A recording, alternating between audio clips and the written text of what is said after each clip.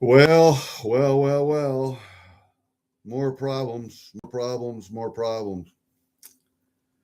My water softener sprung a leak out in my mudroom, or out in my mudroom, butchering room, sorry. And one of the little connectors that goes to the water heater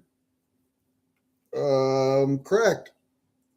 It's old enough that it cracked, and it's old enough that we probably can't get a replacement part for it. So what we did was we took off supply side and the return side, teed it together, bypassed it.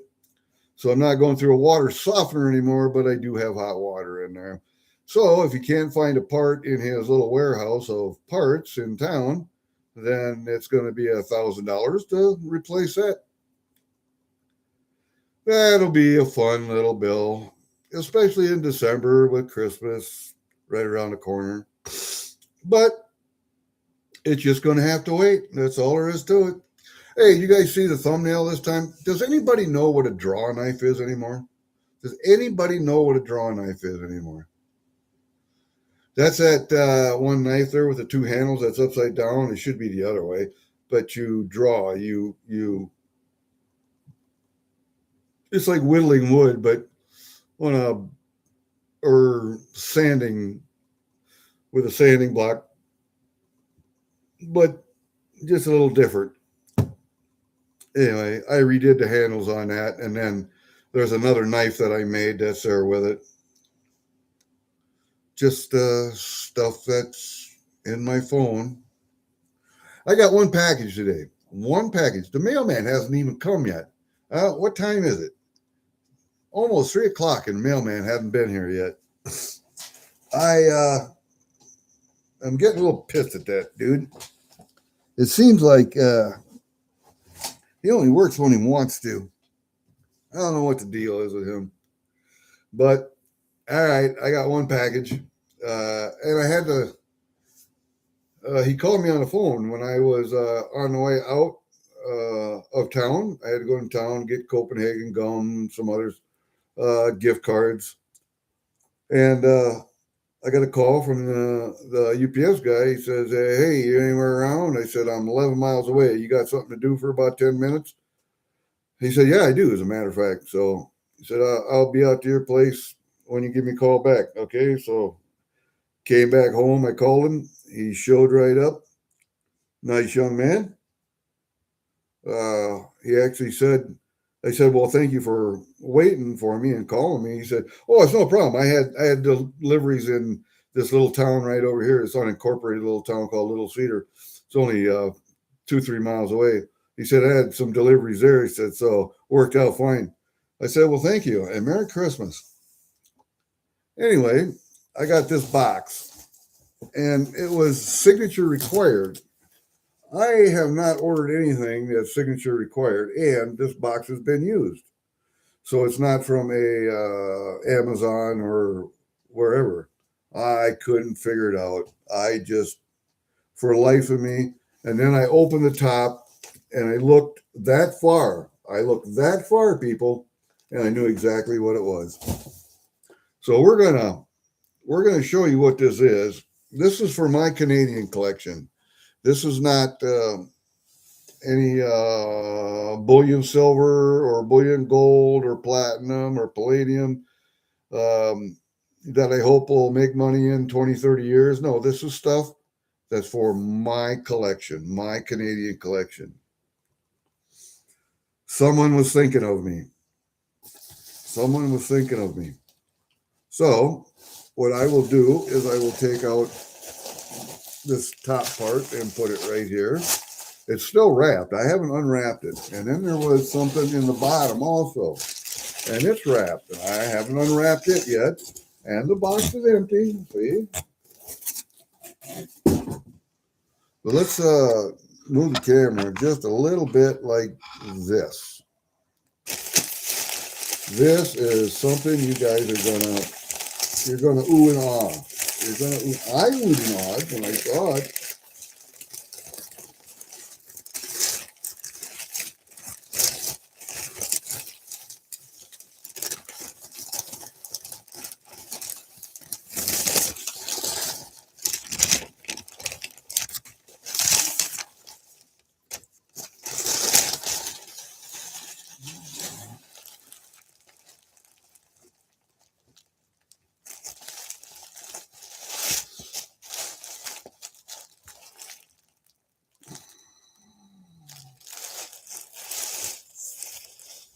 Nice. Now I got to figure out how to open it. Looks like it slides right out.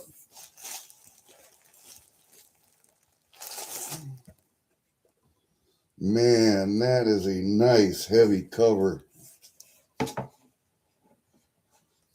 is a striking silver, a special tribute to SML, to the silver maple leaf. It is a book.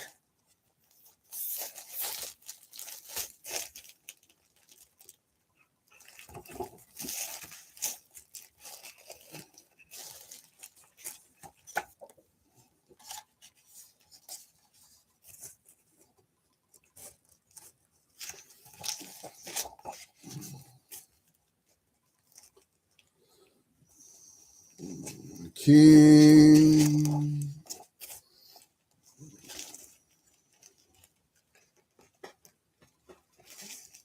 It is a book. It is a wonderful book.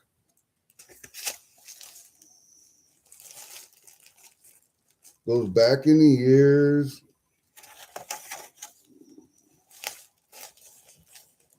Back to the queens, the kings.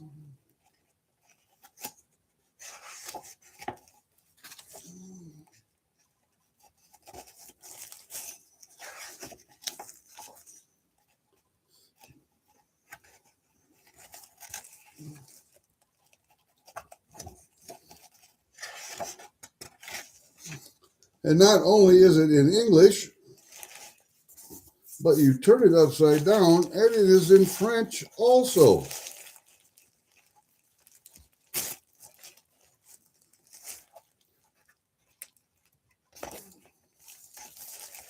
There. That's quite the deal. What collection is complete without one of those? That's a beauty. And the cover that it comes in is, oh, so nice. Come on, get in there, you.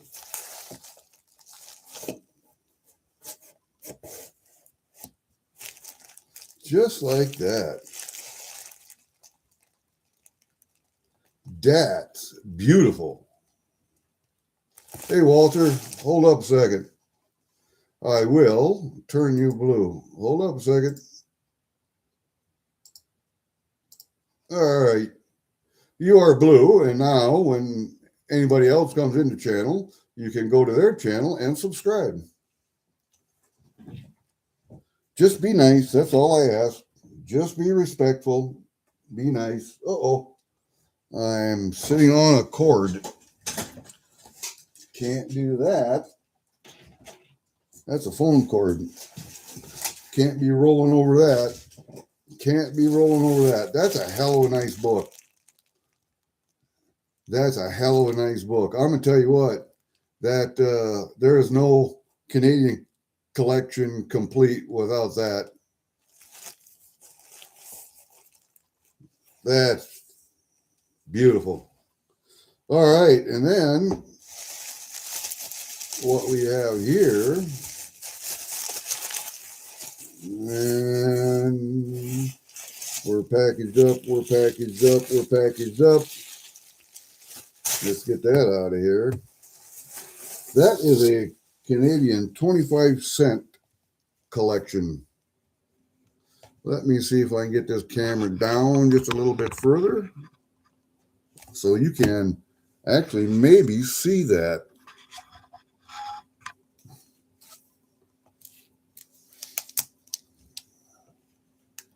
And this is what I've been working on. I've been working on a quarter book.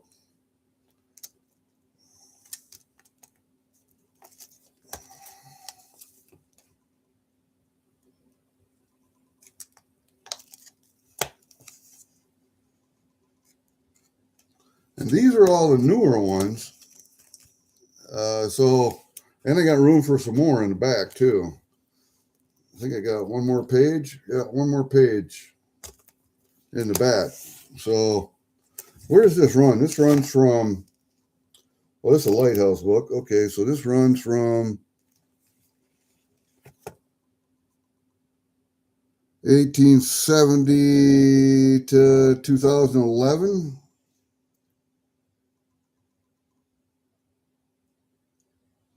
Nope, it runs from 1953.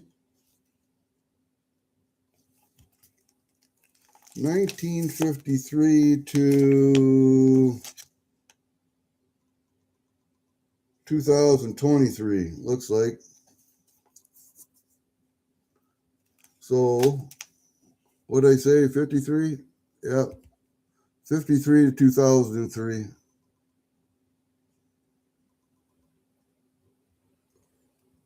So now, or 2023.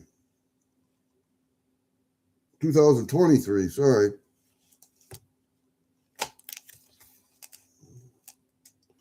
So now I just got to work on the ones earlier. Continue my collection to the earlier coins. There's a lot of BUs in here, buddy. A lot of BUs.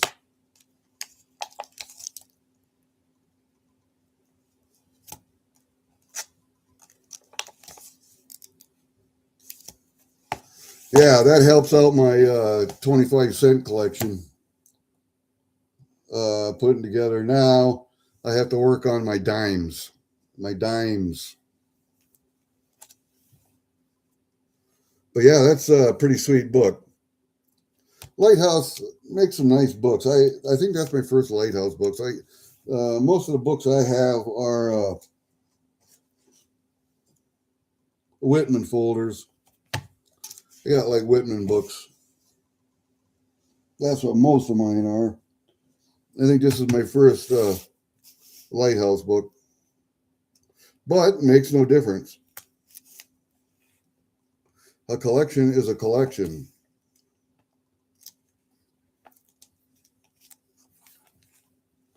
Yep, that's got the RCMP in there.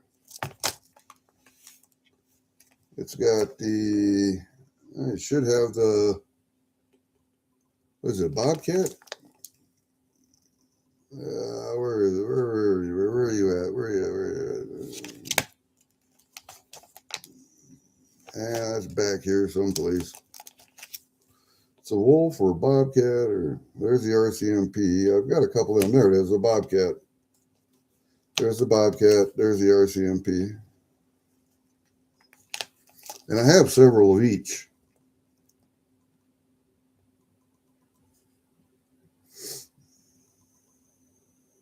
Man, there's some nice looking coins in this. Nice looking coins in this book. Really nice looking coins in this book.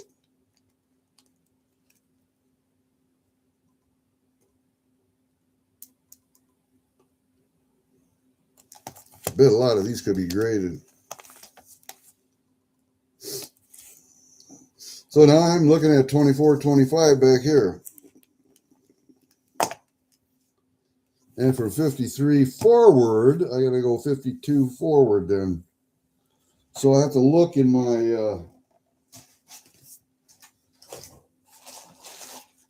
little bag of goodies here. Let me see. I have some in the 50s and 40s.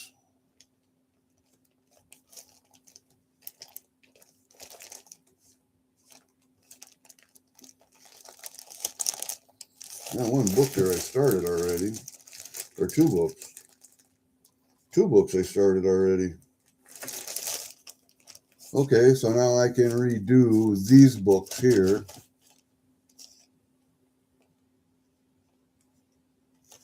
Yeah, now I can redo these books in here. Because I have a couple of books started. And these are, let's see.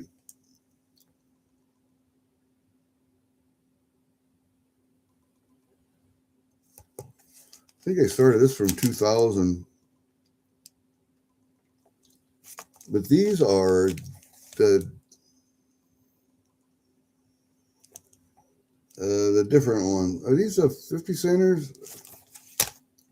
Oh, these are quarters. But this book is all of the painted ones that I could find anyway so far. That's that book. And then this book is this is an older book. This is from 1870. This is a new book. I haven't even started this yet. This is from 1870 to 1910. And see, I haven't even started that book yet. But yeah, there you go, man. I got notes in here. I got all kinds of stuff. I got more quarters. Well, good. That's a really good, really good start to my quarter collection there. Now I got to work on the dimes, but all right, that is amazing package. And you know what? I realized it as soon as I sliced the top. I'm going, this box is used. It wouldn't come from Amazon because I'm expecting some things from Amazon and Petco and different pet places for Christmas gifts. It wouldn't come from those places in a used box. So I got to think, oh, what the hell do I have coming from somebody? And as soon as I opened that, as soon as I didn't even take anything out of there, I knew exactly what it was. That's how this old brain is working. But now I have to look at my emails and shit and figure out. But that's Fervid's finds. Really nice, Fervid.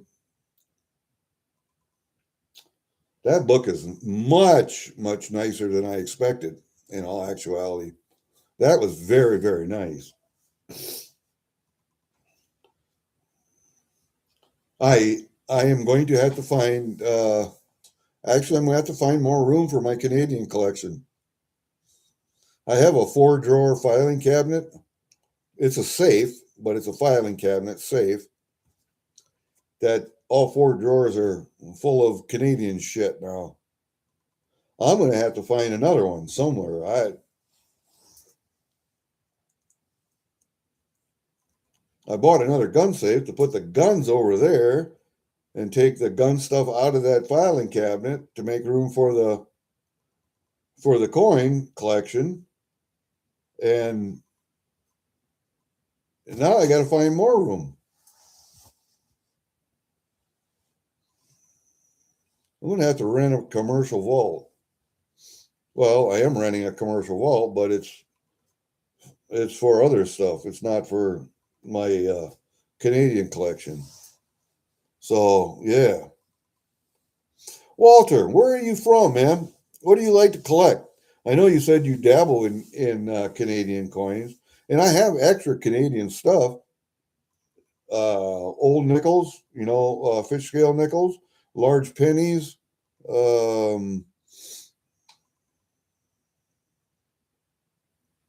nickels, dime, regular beaver nickels, caribou quarters, uh, the sailing boat dimes.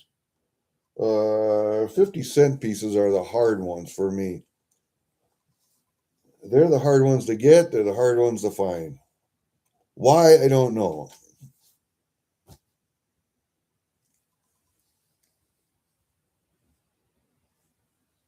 What is NH?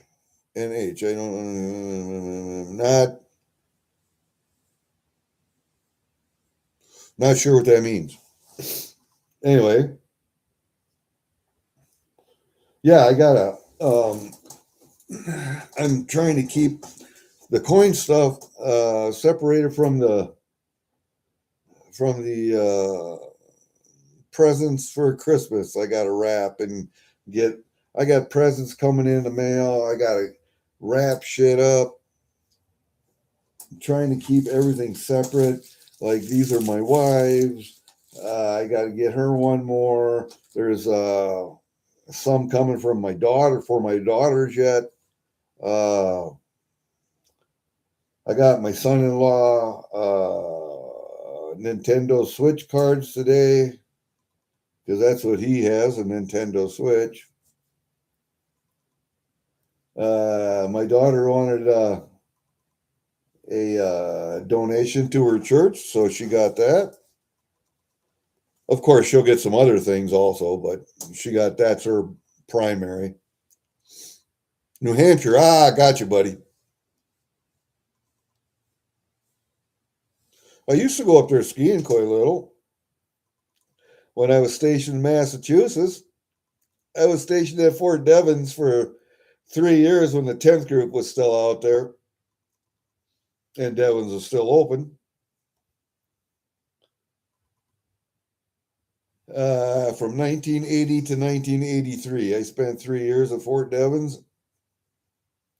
Got to explore the Northeast, Boston, Salem, up in New Hampshire, Vermont. I don't think we ever made it to Maine, over in New York. But it was fun. Too damn cold to ski. I'm too damn old to ski. I used to love snow skiing downhill. I hate cross country skiing with a passion. But I can snowshoe. I got my snowshoes out in the mudroom yet, just in case I need them. But yeah, New England. I miss the accent. I miss the lobster. Miss the crab. I miss the scallops. Here in the Midwest, you don't get that. You don't get seafood that regularly.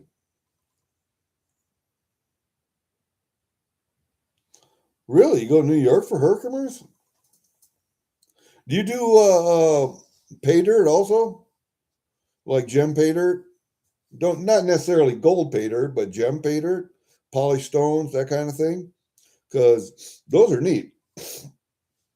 My uncle was a rock collector, a rock hound from way, way back. Used to make his own jewelry, sell it door to door. Um, and I have his interest in rocks. I really like rocks. Ah, I see a lot of guys that do gold pay dirt, and they'll seed bags of concentrates with say a gram or a half a gram or a quarter gram or whatever of gold that they buy to seed with. But a lot of guys do gemstone pay dirt.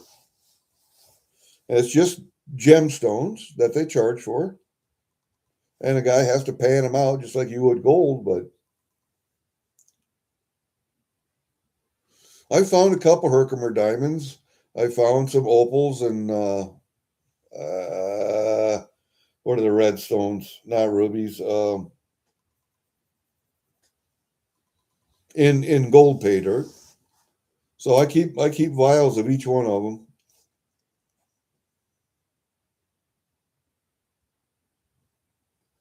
Sure, I can do that. Hold up a second. Let me. I'm going to go to your channel. I will open a tab over there. Let me see if your email address is in there. And I don't see it.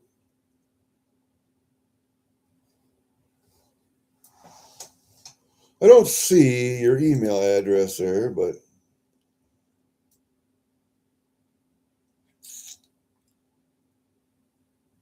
oh, okay. Pen and paper. Where's my paper? Up here. My little notepad. My little notepad TABS site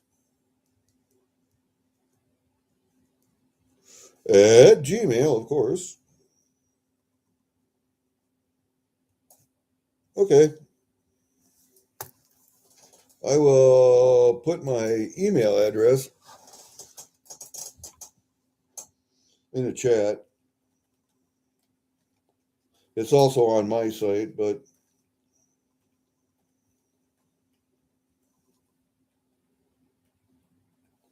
it's on my channel also. But a lot of times, if I don't know people's email addresses, I go look at their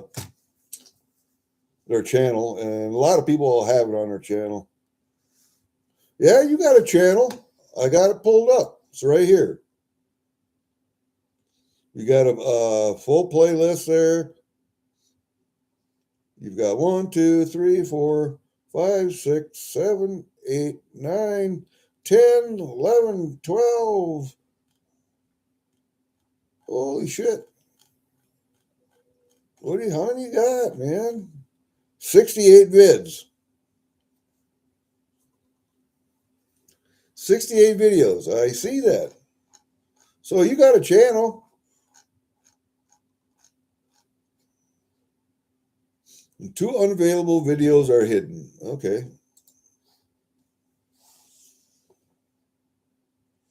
It says playlist 70 videos, 26 views. Okay, I got it.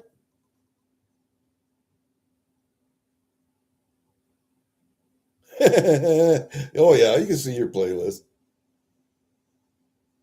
That's what's nice about being blue, because you can go to everybody else's channel and check out their shit, man.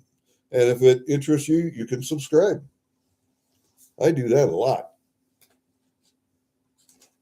I like the silver community. Silver's been one of my big things since probably about 2010 or so, I suppose. It was gold before that, of course. Platinum after that. And when I quit working, when I retired, I took my 401k from work and I converted it into an IRA, a self-directed IRA, a physical precious metals self-directed IRA. Yeah, it could be gold site farmer. Yeah. And that is all involved because that I have to take required minimum distributions from when I turn 73. And I know that I can take it in metal. I don't have to sell metal, take cash, and then buy metal back again. I can just take it in metal. And all I have to do is pay the taxes. Okay. But everything I buy after tax dollars that I buy with just my disposable income, that gets stored elsewhere. And that I can buy, sell, trade, and do whatever I want with. Both of them really, but that'll go to my daughters. I don't plan on selling anything. Ever. Probably not. Ever. Depends. It depends. And I always say it depends. Never say never, but the girls, of course, will get the IRA. And when I pass, they'll have to pay taxes on them because the government's going to get their money one way or the other. But the girls can take, they're going to divide it into 3. Then they're going to take an 8-year or 10-year certain, whatever it is. So they can split it up into 8 increments, take it yearly, and only have to pay a minimal amount of taxes. So, but I collect Canadian coins. Why? Because I think Canada has a better, their presentations are better, their packaging is better, their series. They have more series than anyone I know that uh, anyone, whatever your interest, could be interested in. They have a wildlife series. They have just all different kinds of series that I and the way I really got started was the first Special Service Force series. You got 5 boys, 16 grandkids. I got 3 girls and no grandkids. So I don't think there's any hope for me having grandkids. I have grand dogs. That's what I have. But where the hell was it? Oh, first Special Service Force coins. They had a series from 2013 to 2021 of first Special Service Force coins, which was a uh, combined Canadian American special reconnaissance type unit during World War II.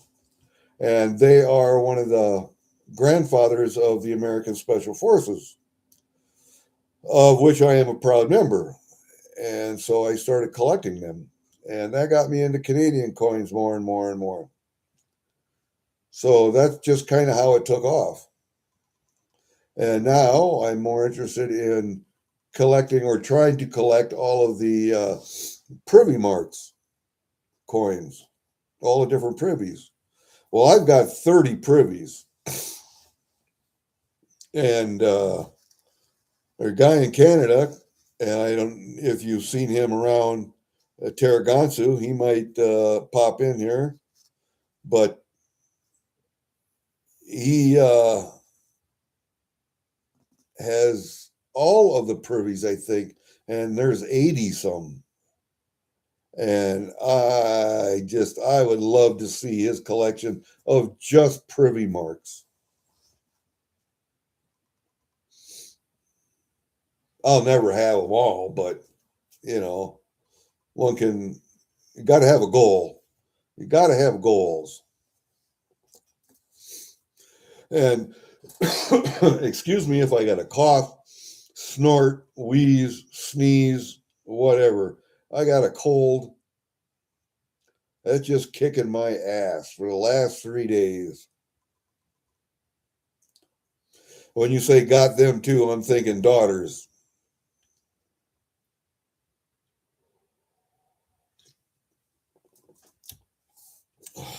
Yeah, well, I mean, I've gone as far as getting this book, but this is volume 2, and I need volume 1 for the older stuff. Oh, dogs, huh? Yeah. I used to have a dog. His name was Ridgway. That was my last terrier, and I'm a terrier guy. Uh, and he got hit by the mailman and killed. And I haven't had my own dog since, but my daughters have dogs. My middle daughter has a terrier. It's kind of like Ridgway, but it's more fine bone, fine body, fine head. It's got upright ears instead of floppies. And a miniature American Terrier, but it's not miniature. It's like 7 pounds, as much as he weighed. A little bit longer legs. Good dog. Good dog. And my youngest daughter has a pit bull that she adopted. And Pfeiffer's a good dog, just doesn't trust new people and really doesn't tolerate other dogs that well. Pfeiffer and my Ridgway got along fine. They wrestled and played here on the carpet because she knew it was his house. Now with him gone, she's kind of taken over. So, and I don't know if I'm going to get another dog or not. Ah, God damn it. I hate.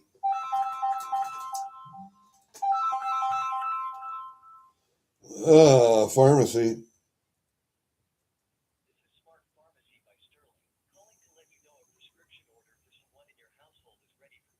Good. Well, that's wonderful. I called that prescription in about noon and it's already ready. So I'll pick that up tomorrow. That's good because every 3 months I have to recontact my doctor and get authorization because it's tramadol, which is a narcotic. And they said they had to contact him today. And my God, that was quick. Sometimes it takes 2 or 3 days before it gets to him. So that was good. Your cats are bigger than your dog. I have one cat. I am not a cat guy, but cats are farm animals to me. They outside, whatever. But I was sitting in my shop down at the shed one winter day, I don't know how many years ago, and this cat wandered. I had the door open for some reason, let something out, and this cat wandered in, and it was hungry. It was a young cat, maybe a year and a half old. And so I had a hog liver in the freezer that I was saving. So I took it out and that thing gnawed on that until it was gone. It took 3 days for a whole hog liver to be devoured by that cat. So I set it up with a litter box, a regular food station, water, a bed down there, and it was raised in my shop. So um, that's where it stays most of the time. The last 2 nights it's been up here at the house, been out in the mudroom. Uh, but she's a 20 some pound cat.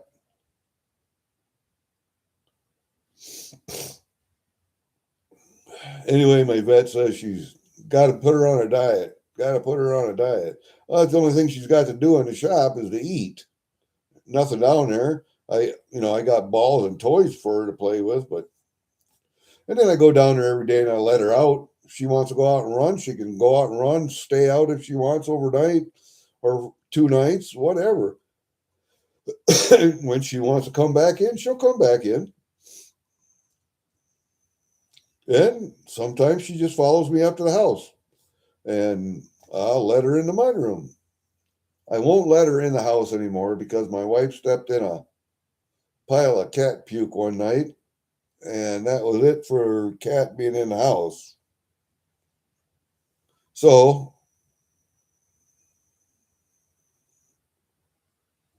uh, yeah, my cat's name is Turnip. Turnup, because she turned up at the right time.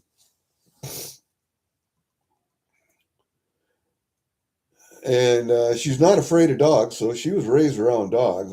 Somebody just dropped her off, as far as I could tell. Not afraid of dogs at all. Matter of fact, my middle daughter's terrier is afraid of my cat. The pit bull will kill cats, but doesn't kill this one because it doesn't run away from her. So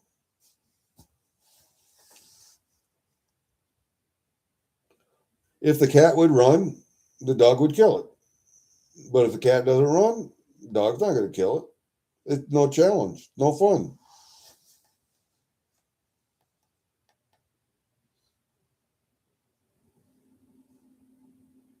Yeah, bobcat, fox, coons will take a cat too. Coons get hungry enough, they'll take a cat too.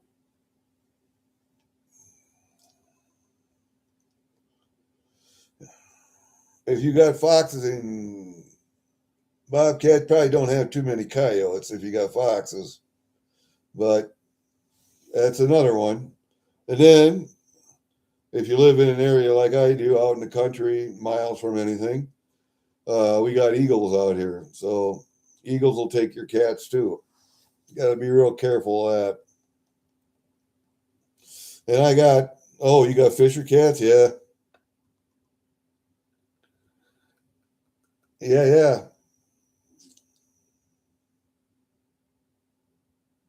Yeah, Fisher will take them.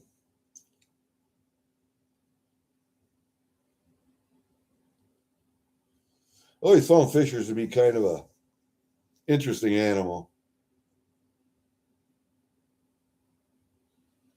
I've only got to see one, and that was up in Wisconsin where I go fishing. And I got to see one run across the road.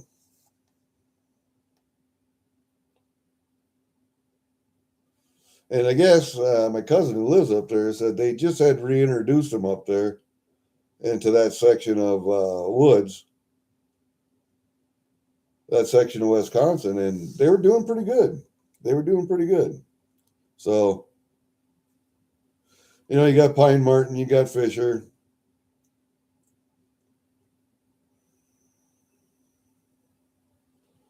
Probably don't have any Wolverines where you're at, but maybe depending on how far north you are, close to the mountains. I don't know.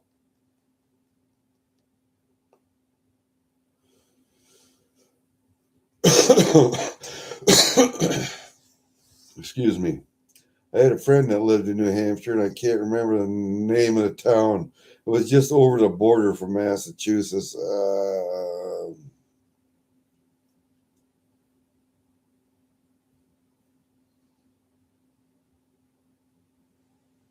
And that's where we used to go skiing all the time. And we did a lot of training missions up in the White Mountains. So, yeah, yeah. Well, I don't know if everybody is tuckered out from MLZB's birthday party last night. And there's going to be, oh,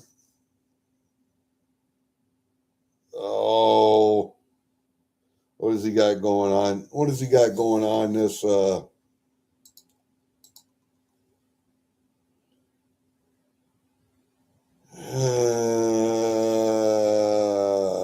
is it?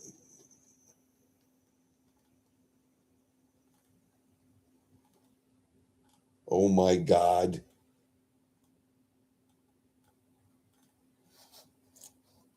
Shit. Now I can't even say it.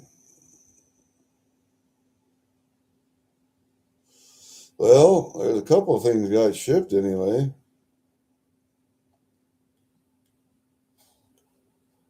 Oh, yeah. He's got a thing coming up tonight also.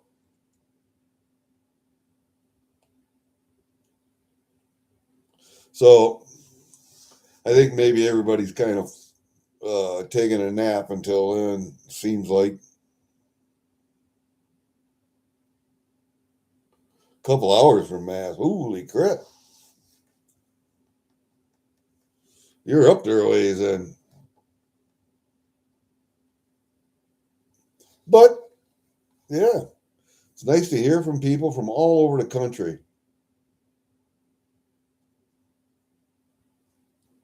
Man, I think I've talked to people from just about all 50 states on the coin community now. And then I got into actually gold panning too. So try my hand at a little prospecting down at the river. But buy pay dirts and pan pay dirts. Yeah, I know it's hard to keep up with everyone and everything that's going on, but I'm not working. My wife works. I'm sitting here. It's the middle of the winter. The only thing I have to do is do the dishes, do my laundry, and put wood in the fire. That's the only thing I gotta do. So I can spend some time on the computer And I should be more productive than I am, but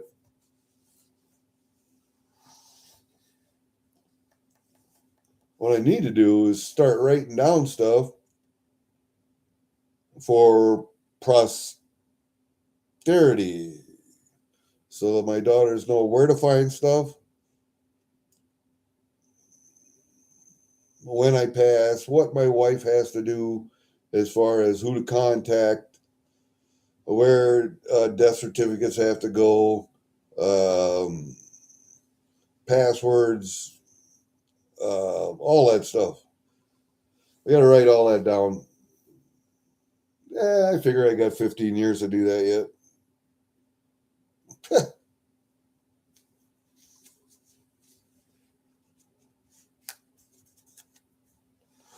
Well, Walter, this probably, that one right over there, you've probably seen them out in the wild, but that was one of my first ones that I trapped ever. So, and there's Mr. Tom Turkey. Mr. Tom has Mr. Tom has 5 beards, 5 separate beards. He's got almost a full yard length of beards. I think he's 135 or something like that on the National Wild Turkey Federation's all-time non-typical registry. Something like that. But hey, JJ.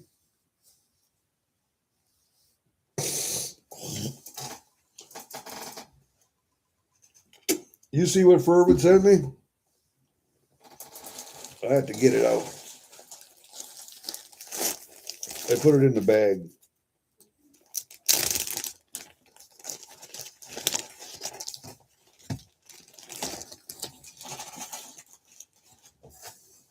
He sent me a lighthouse book with quarters.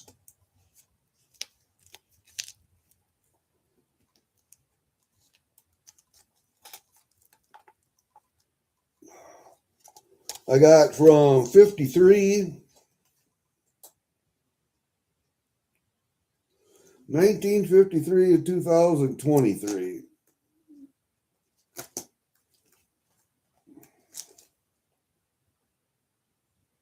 Yep, 2023. And I have room for 24, 25 yet.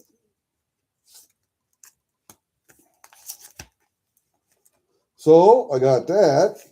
And look at this. Look at this.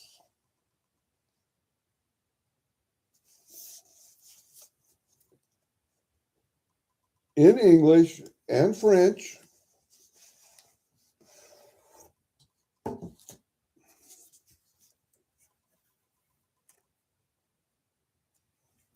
First half in English, first half in French.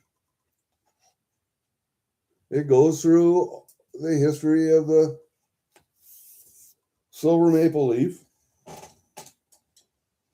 which I find fascinating. But that's one hell of a nice book and cover. That's a beauty, man.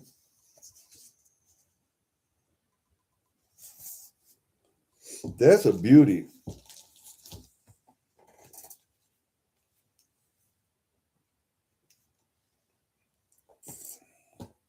Now I was just shooting the shit about New Hampshire and the Northeast and cats and dogs and everything living together. And oh my God.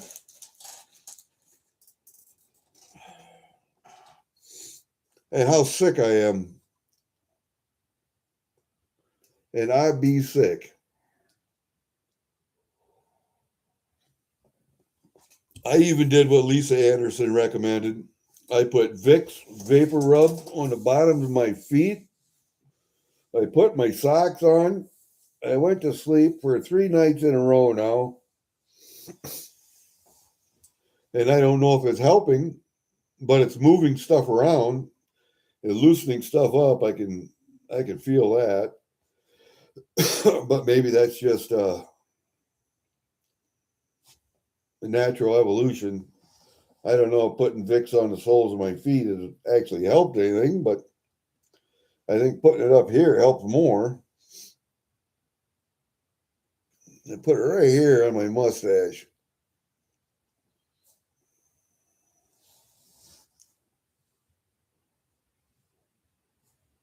Hi, Lisa. I was just talking about you. Your ears must have been itching.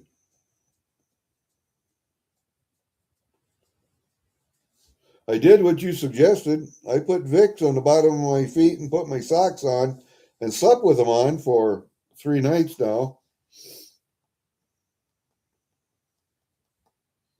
And I don't know if it's helped, but stuff has loosened up. And I don't know if that's a natural evolution or if that's because of the Vicks, but hey, I'll take it.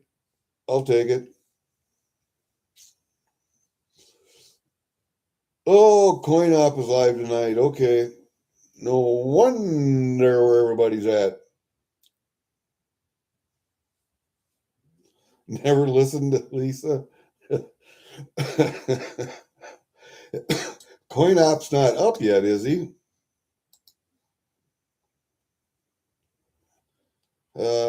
Social hour doesn't start until 5. I don't see Coin Op up yet. Okay, well, 6:45. All right. Yeah, Lisa, weren't you the one that told me to put Vicks on the bottom of my feet, put my socks on, and go to bed like that? I did that. I did that. I don't know if it's helping. Might be.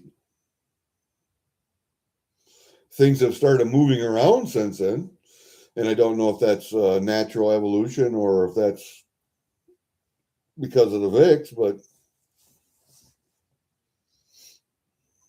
either way, it's not hurting. Let's put it that way. And Lisa, did you see what Fervid sent me? I got a Lighthouse book with quarters, complete quarter collection from 53 to 23. Not only that, but this book on the history of the silver maple leaf, it's also in French. So half the book's in English, half the book is in French. And it's kind of neat, man. Kind of a neat book.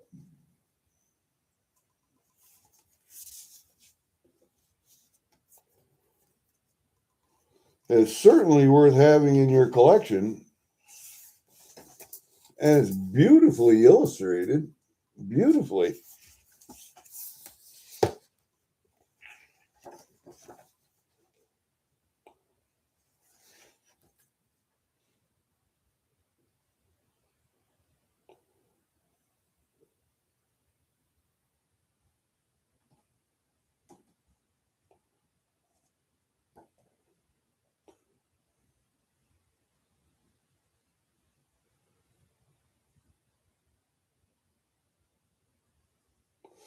It's see, the maple leaf started in 88. And here's the pages with the milestones in it. I can't see it with my head behind the damn there with the milestones in.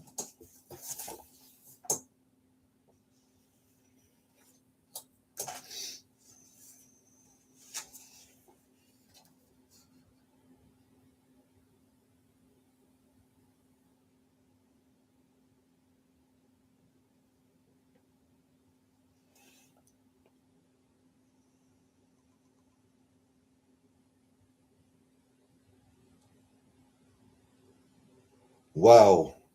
They have a maple leaf that is 10,000 grams with a face value of $1,000.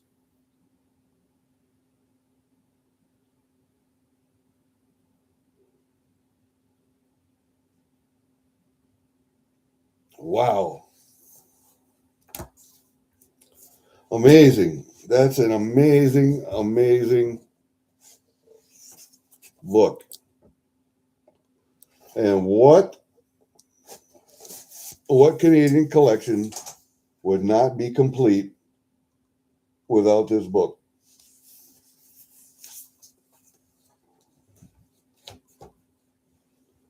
And I'm thanking Fervid for finding that for me. That was awesome. Hey, freaking awesome's here.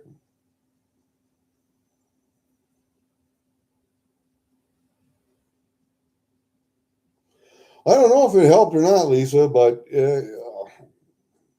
it certainly didn't hurt anything. Let's put it that way.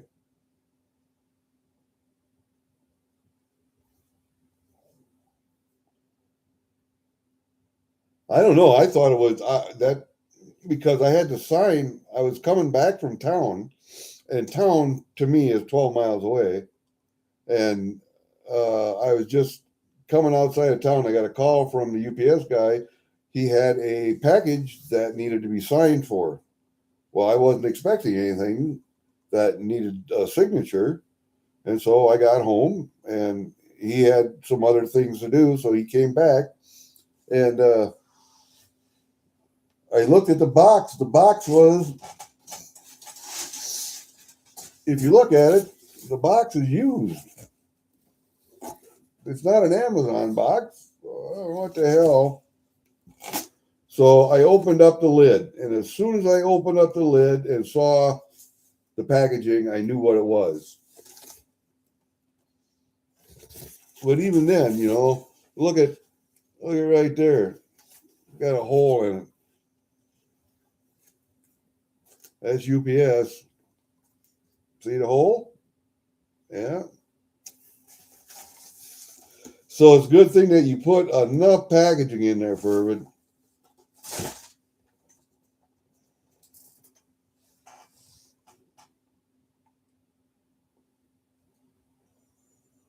What's 35 an ounce? Nothing.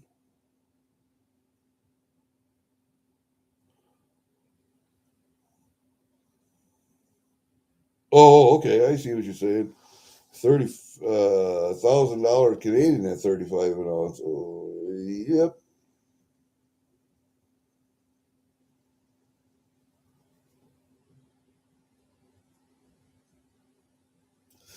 $10,000 grams. 10,000 grams. Yeah. Hey, Terragansu.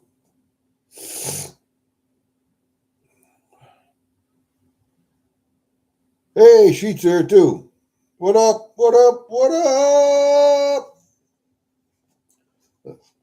Nah, just showing off some stuff that Fervid had sent me. Sent me a lighthouse book with quarters in. And most of these are BUs too, buddy. From 1953 all the way to 2023. Yep, 2023. And they still got some room in there for 2024s and 25s. And Fervid sent me this wonderful, wonderful book. It's a tribute to the silver maple leaf. It's half English, half French. And the book is split right in half, English and French. Splits right there.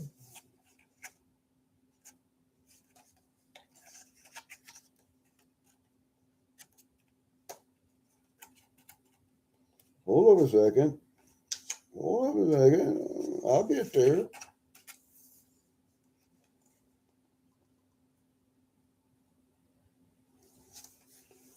So half English, half French. A tribute to the silver maple leaf. Quite the book.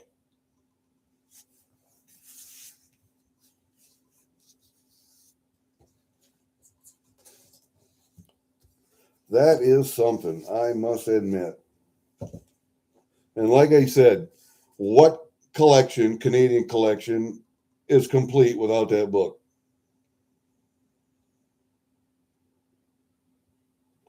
The Oak Ridge boys are outside playing that? Well, you certainly aren't up here then. Whew.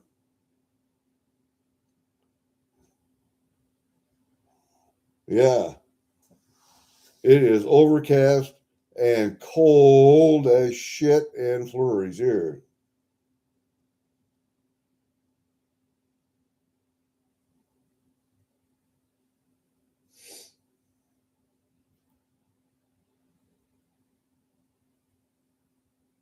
I'd trade you the book for the 50 uh, privy mark coins that I'm missing. Yeah, I'll bet that would go over real good.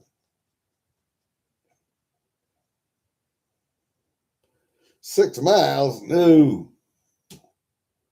If I walk 400 yards a day, I'll be happy.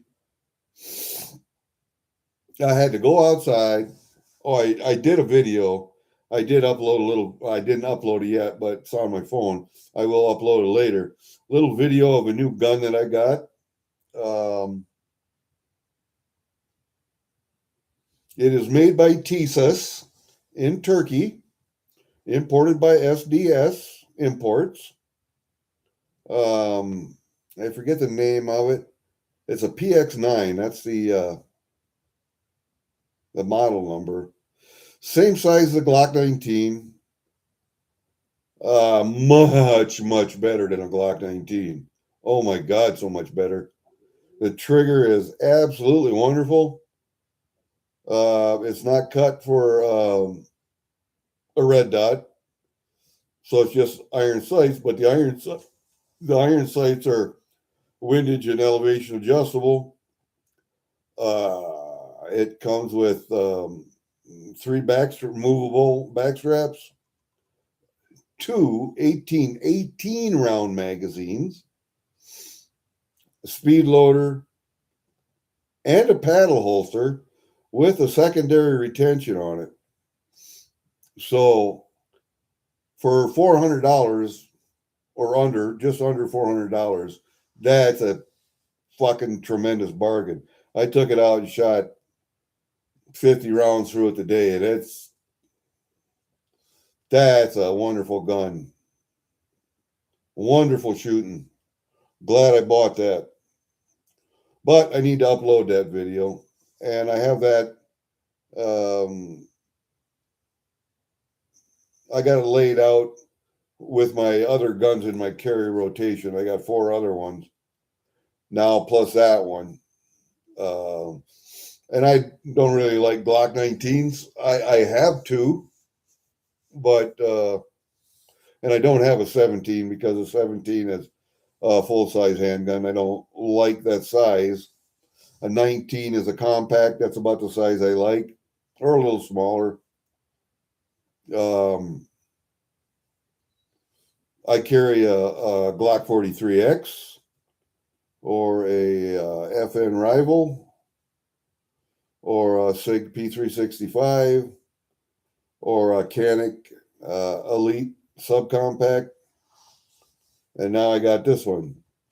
So it depends on how you're carrying and how you're dressed. But yeah, that goes into my rotation. That's a great gun.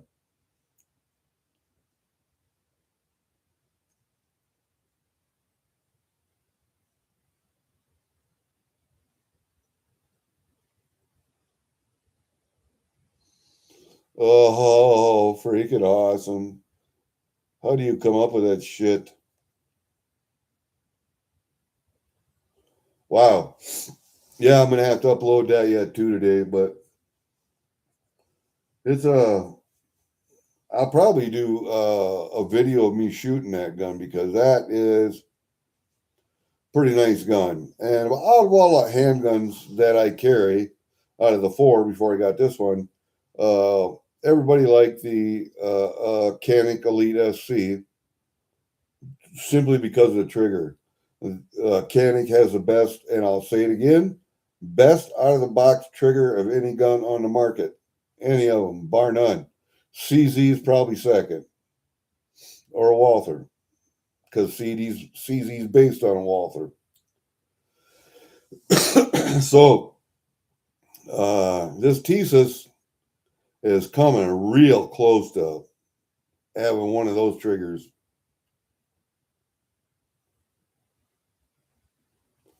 You're talking a 3.5 pound trigger pull out of the box and very little creep, a nice crisp break. Yeah, it's a nice gun. It's back on target real quick. I mean, as fast as you can pull a trigger, as fast as you can pull it, you're back on target. So, really good shooter. Really good shooter. And I found, and it's just me, but it's hard for me to transition to a red dot. A red dot for me getting back on target takes a lot more work. But that's just me. I'm old. I'm a FUD. What can I tell you?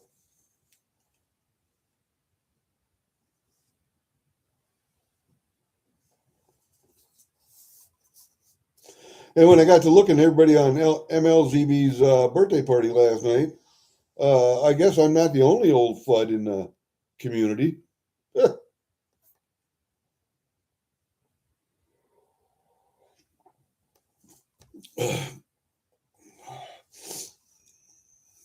Anyway, no, I out of those 5 carry guns now, 2 of them have thumb safeties. They're all striker fired. None of them are a hammer fired gun.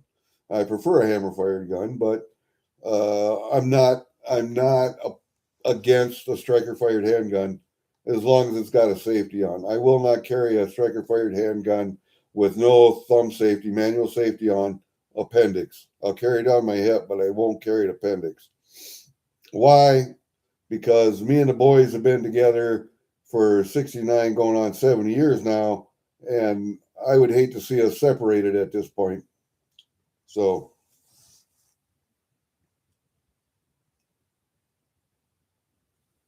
no, I could not. No, not with a 50 cal. I've shot 50s before. I don't think I could spend a day at the range with one. Or a 450 Casull. 454, 454.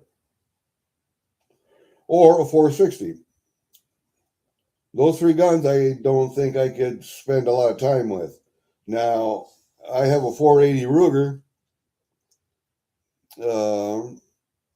in a Ruger Red Hawk with a 9.5-inch barrel. So I got enough weight on the front end. But that one kicks right like a 44 mag.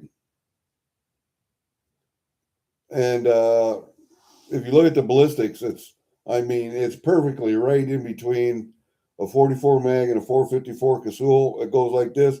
That 480 is right in the middle of those. So I have killed deer with that 480. I have killed a black bear with that 480. So, and I can one-hand that gun. Now, I wouldn't do that with a 454 Casull. I wouldn't do that with a 460. And I definitely wouldn't do it with a 50.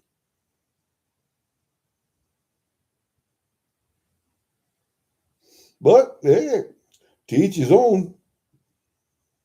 To each his own.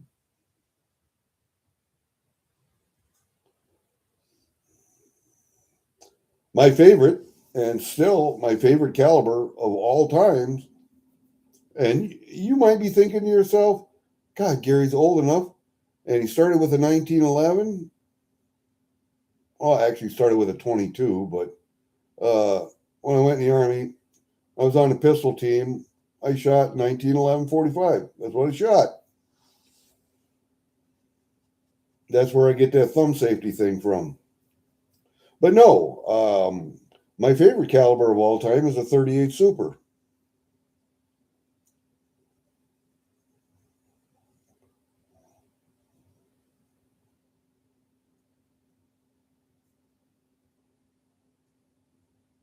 You try to be in bed by 9, yeah. Well, the last few nights, being sick, I've sat in this chair, fallen asleep, woken up, fallen asleep, woken up, then got up, and went to bed. Yeah, I know where you're coming from, Walter. I really do.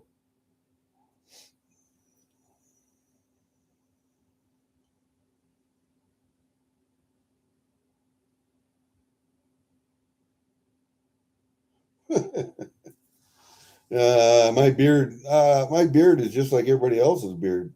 Pretty much. I saw in MLZBs last night. Everybody's got a beard about this long anymore. And mine keeps getting burned off on this side right here because that's the side that's toward the fire when I put wood in the stove. So this is the side that gets burned all the time.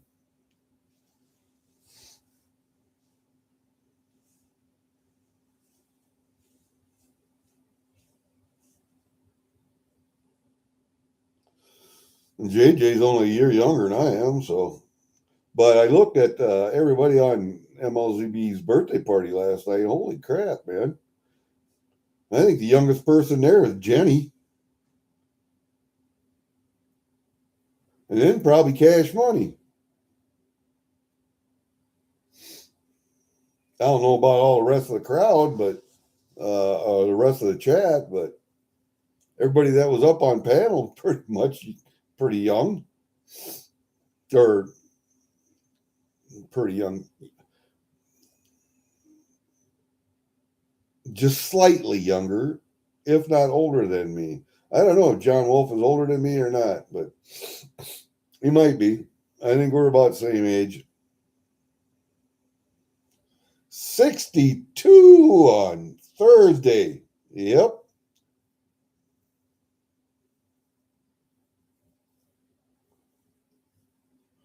You've been getting all of those Social Security mailings and all that crap, Lisa, for the last year or so.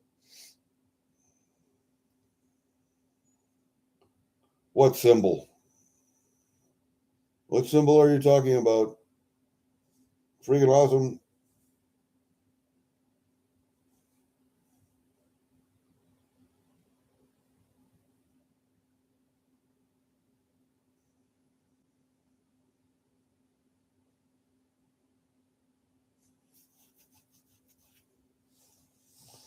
Well, I'm lost.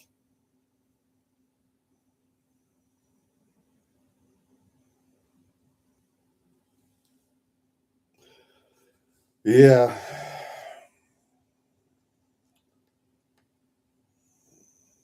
My wife got started getting them. Let's see, I'm 69 now. She's 66, 67. She started getting them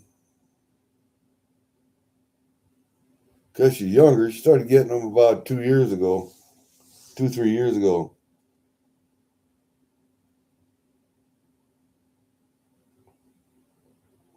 No, it's not a comfy chair, Walter. It's just that I'm so damn sick that, and I'm taking shots of NyQuil, and damn it, that's what I forgot to pick up today. I needed some more of that. I'll get it tomorrow. I think I got enough to make it through tonight. But yeah, I need to pick up some more of that.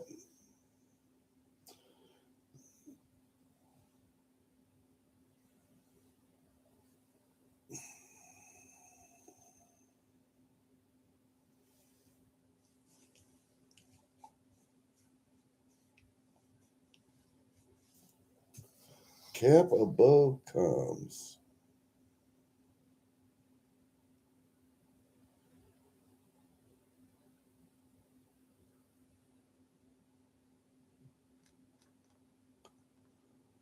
I am still. Hey, Chappie, how are you, buddy?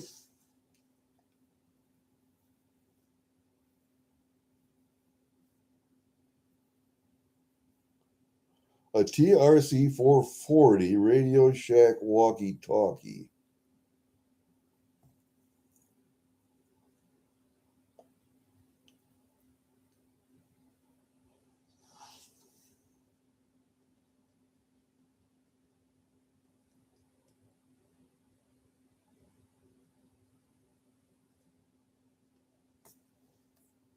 I don't know what you're saying. What are you telling me? What are you telling me? Tell me a story. What are you telling me? Cab? Cap. As in capital? Cap above.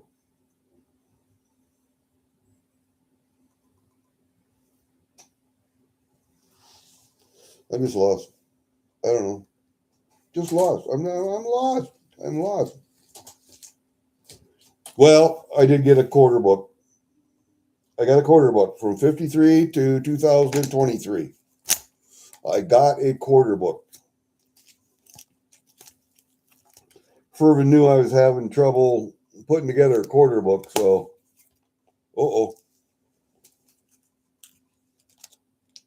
and they're coming apart. So he said, I got one. I put one together. Okay. So I bought it from him. And then he had this book too. So I got this book from him also.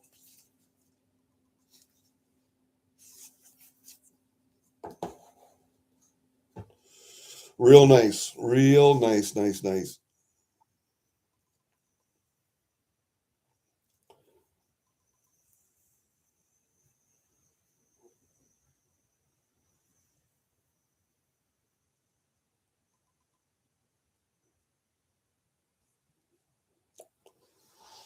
Okay. Okay. What am I doing? What am I doing? Chappie, did you change your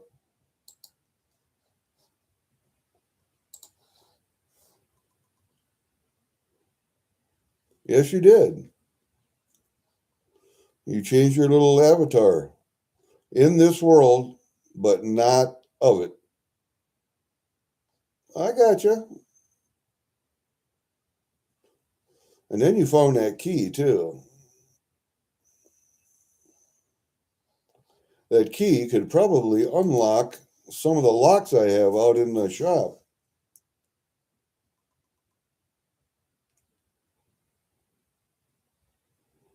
Yeah, I kind of figure that.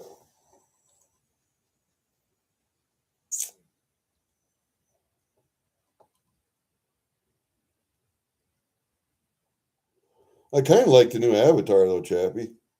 That's kind of neat. No, the key looks like it would fit some of the locks because I used to collect, when there were old farmhouses around here and they're all falling in, dilapidated and stuff. You could go in and get old locks and glass doorknobs and floor registers that used to allow heat to come up through the floor. Um, the registers around stovepipe that would put on the wall, decorative. That would keep the pipe away from the wall. I mean, they served a function, but they were decorative too. I have some of those out there, floor registers, um, glass doorknobs, the old locks that took those keys. So one of the things I don't have is a whole bunch of those keys. I got a few, but not a whole bunch of them. So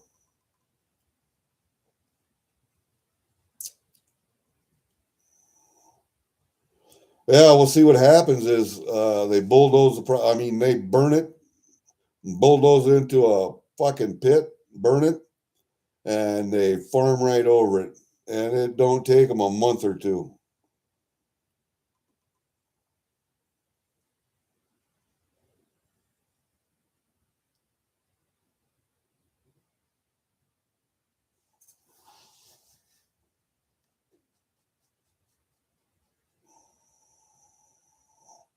They look the same, freaking awesome. I don't know why you would think they look different. They look the same.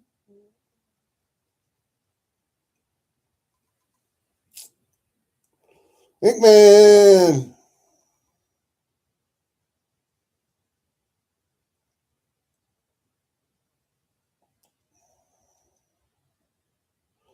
Yeah, I've been trying to buy this one property is just up the road from me, and it's probably an acre and a half, 2 acres. There's an old well casing there yet, and one old building, and the foundation where the house used to stand.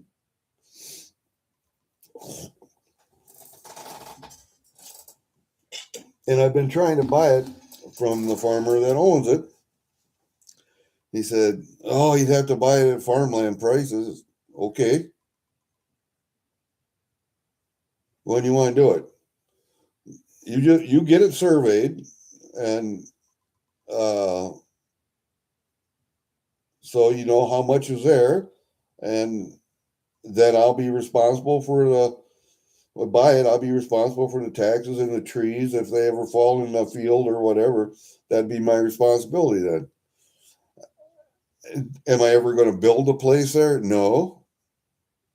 What do I want it for? Just an investment.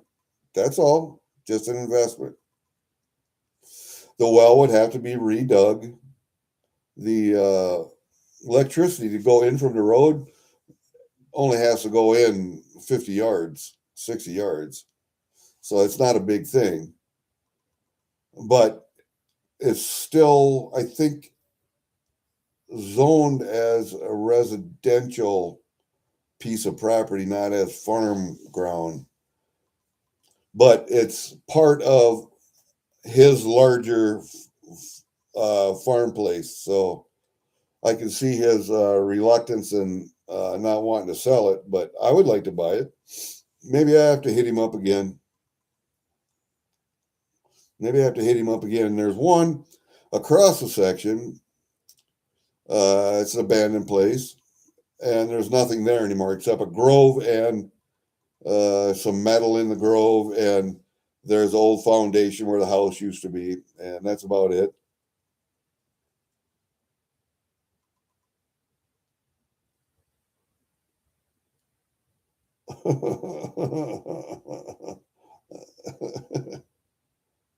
uh, Freaking awesome's trying to impress me with his technological skills, and I have no clue how to do that, or I got no clue. I'm too old.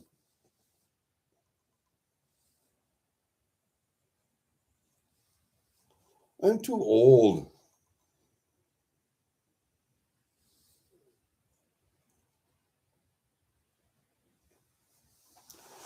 Anyway, I think there's an old sister in there, but I think there's a hollow underneath the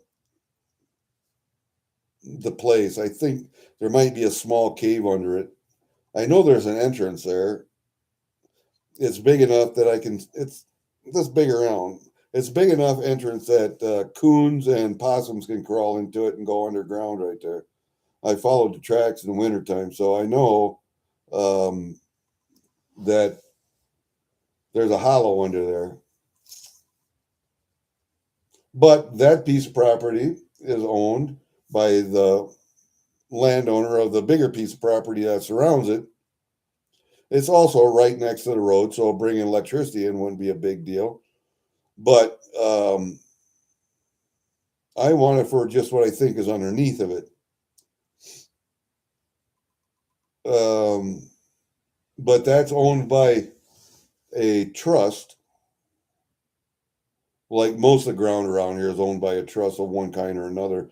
But this one is owned by a trust by a gentleman from Las Vegas. And he's getting fairly old now. So I don't know if it would even be worth it to even try anymore. Shit, I'm only going to live another 15, 20 years. So what in the fuck do I need it for? You know? I'll just continue to buy my silver, buy my gold, buy my platinum, buy my palladium, whatever.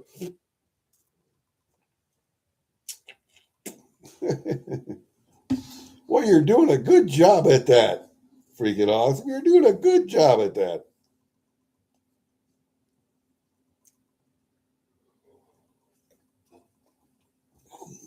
No, just to save some of those old places from being bulldozed under and burned and farmed over top of.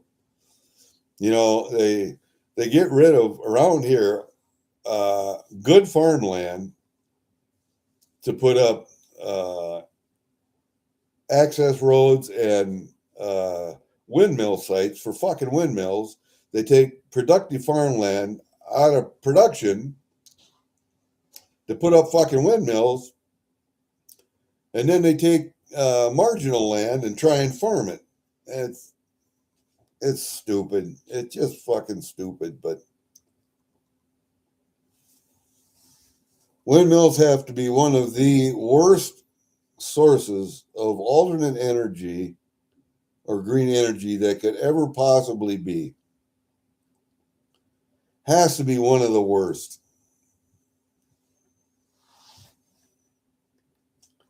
Has to be one of the worst. But it seems like that's all we get around here anymore is fucking windmills, far as the eye can see.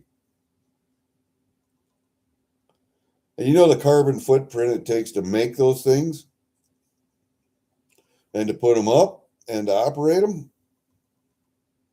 You're never going to get your money back out of them. Never. Never. That's why they are the most heavily subsidized form of renewable electricity in the world. Fucking windmills. Make more sense to put up solar farms, which they are doing, and I have to take a video of the new solar farm they put up, and they're breaking ground, and I said this in the last video, for a server, and I don't know what the server is for, but if it's for Bitcoin mining or if it's for something else, I'm not sure, but all right, Jenna, how are you, babe? Oh, I got more stuff. Probably be after Christmas, though. I got more stuff in here for you.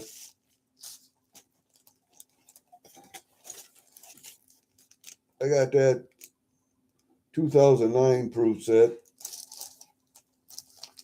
That's coming. And then there might be some more yet. I don't know. But it'll be after Christmas. After everybody gets done shipping packages and all that shit. Oh, there goes some more Christmas presents on the ground.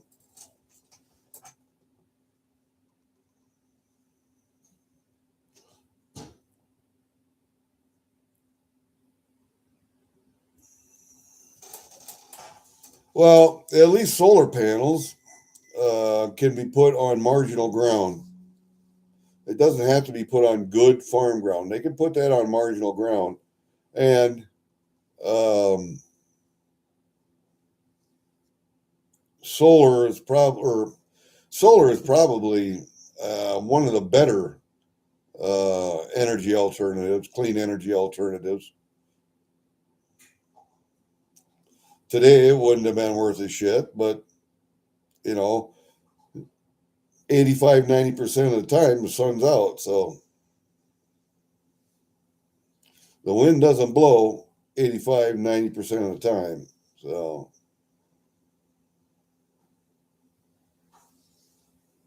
just saying. Just saying.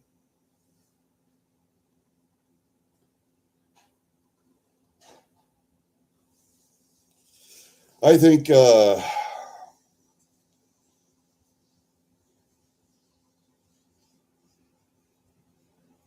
everything has its place. Solar has its place. Wind has its place. I think we would be far better off to be investing in nuclear fusion right now, fusion technology. than anything else. But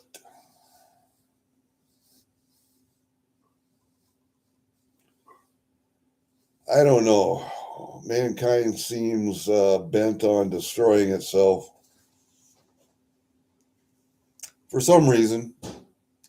For some reason.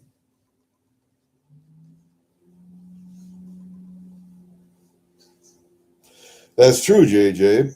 And you know how much oil it takes in those fucking compressor engines to keep them running, all them turning parts.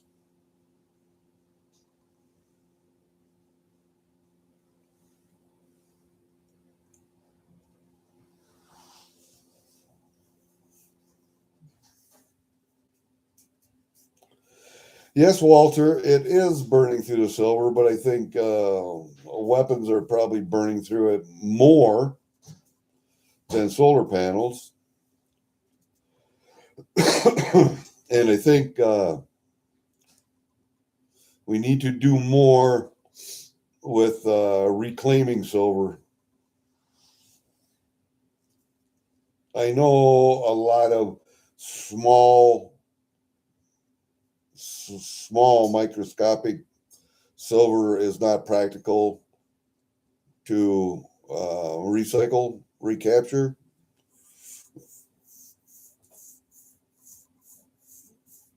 But I think an effort could be made more toward that.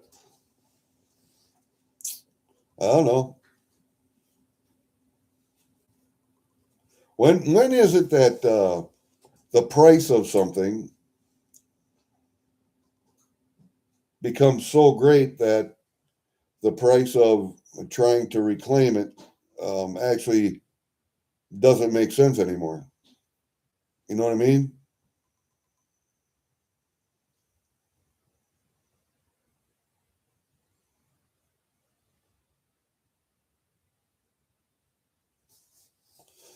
Yeah, Jenna, you are correct. You are correct. That's why I say I think mankind has a death wish, committing slow suicide.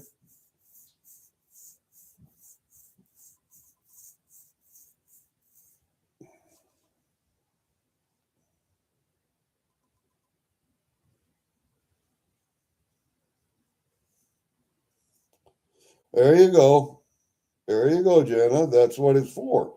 That's what you save it for. That's what you save it for. I want to see it keep going up too. Why? You're still going to buy it. You're still going to buy it with the hopes that it'll go higher.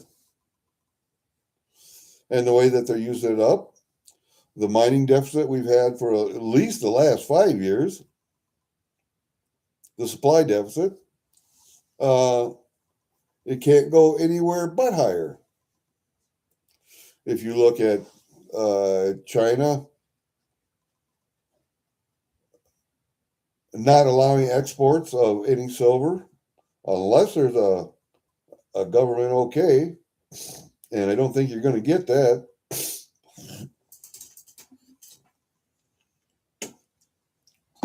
With JP Morgan, what was it? JP Morgan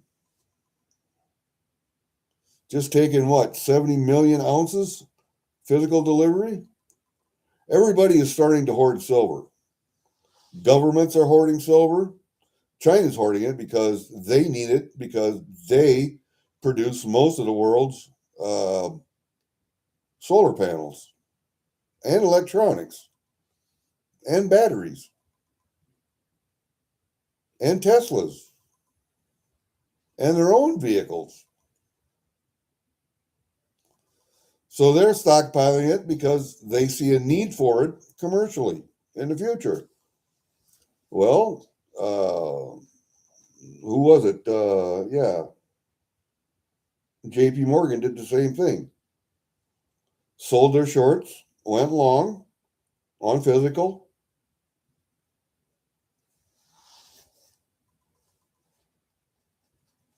And the U.S. Reclassifying as a strategic mineral, I think the price can only go higher.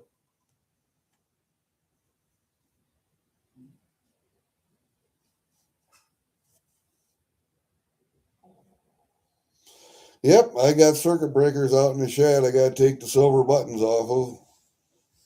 Yep, I still got to do that.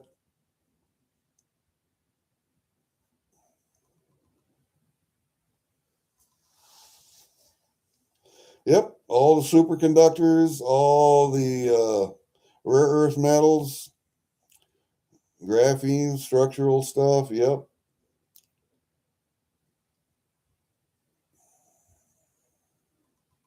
Yep. I got you, Jenna. I got you. Yep.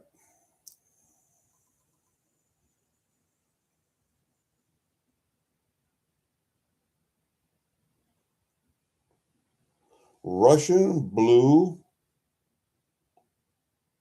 Cyrinus? Russian blue what? Come on, fat finger. Spell it right.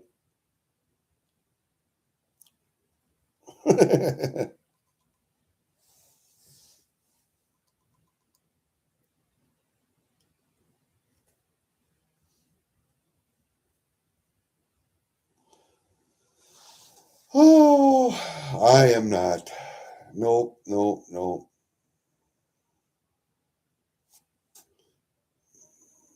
German.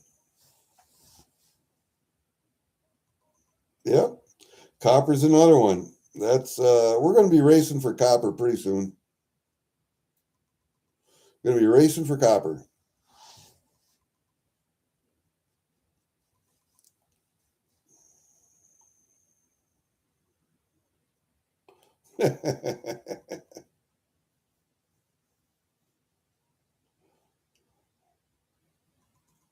Oh God, Pennsylvania Dutch too. Well, that comes from the German.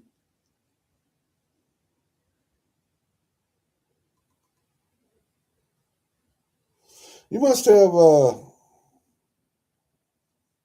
quite a temper then, don't you, Jenna?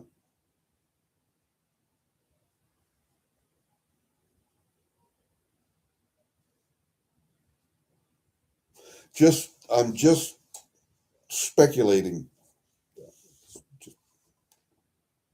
Just speculating. 0.8 to 1.5 ounces in electric cars. I almost have to say there's probably more than that.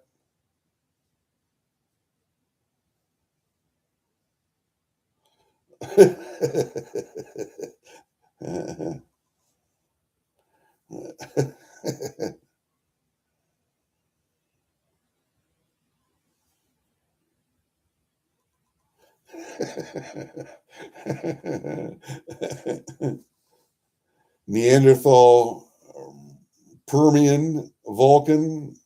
Yeah, I think that would describe you well.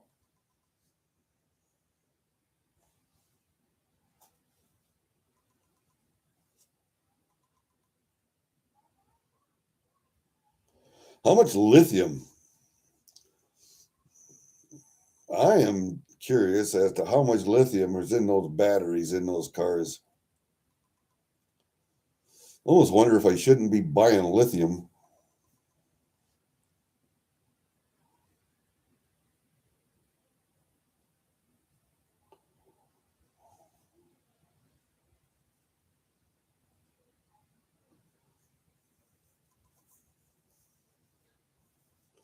Kicking in the bathroom doors. Oh my God. Don't throw glass stuff. Don't throw glass stuff because glass stuff shards. And then you get them in your feet when you walk around barefoot because you don't pick up all of it. I've done that.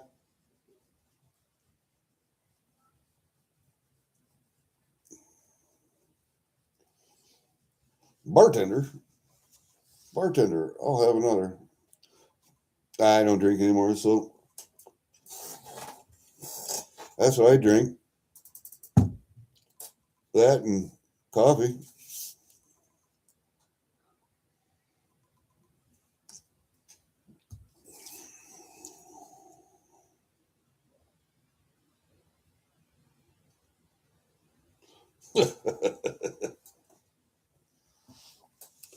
Oh, Jenna,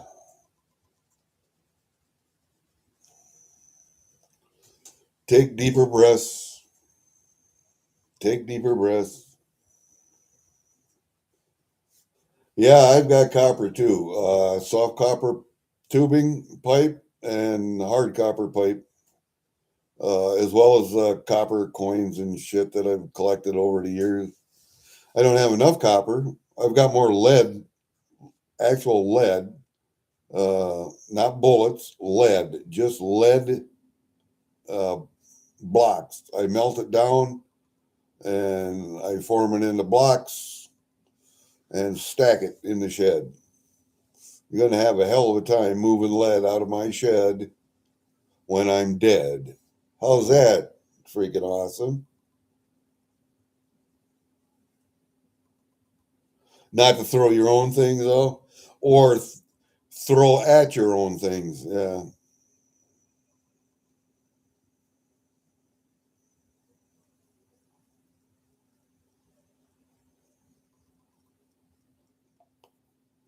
Take deeper breaths. Take deeper breaths.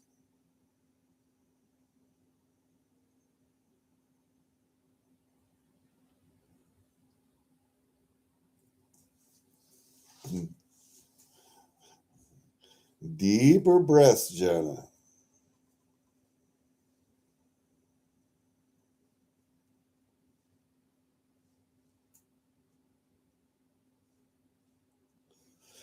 Yeah, I found as I get older, my tolerance for stupidity is not as great as it once was.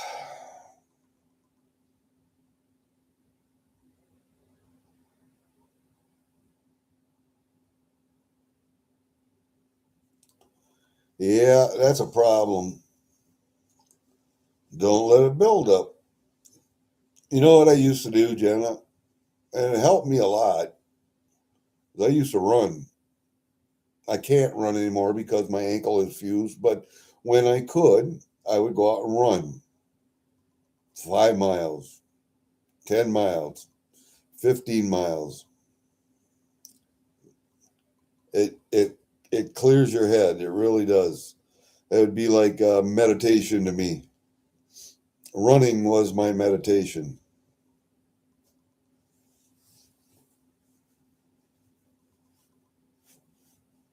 Yeah. Well, when both of you are afraid to go to sleep, then he's afraid he's going to get hot oil thrown on him, and you're afraid you're going to get scalped in your sleep.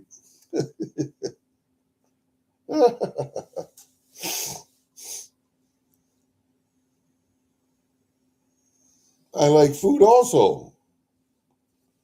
Running is not slow solely for skinny people. Running, running. Yes, you'll lose some weight running. I mean, if you really work at it, but it's it was contemplating for me. I could run and not fucking think about a thing. I could clear my mind. And I think uh,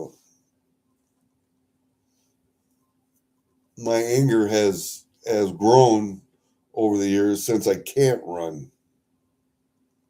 I think. Hey, Fervid, we was just talking about you. We was just talking about you.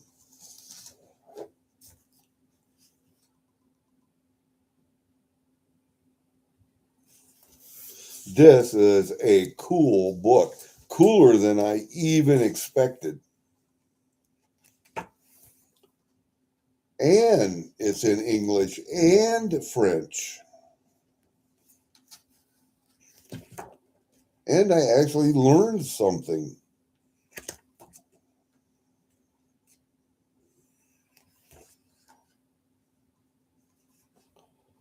About the 10-kilogram coin.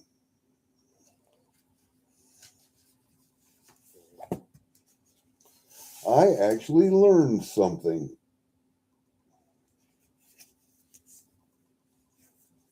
But that's one hell of a nice book.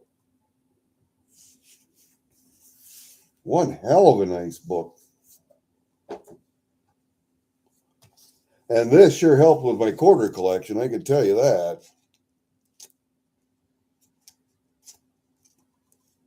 Now I can work on everything 53 in the past.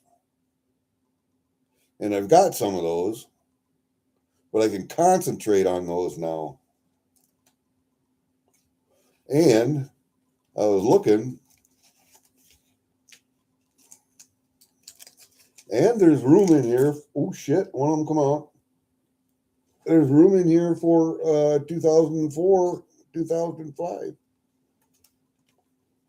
One of them kind of slipped out here. Where'd you go? Right there, you little bugger.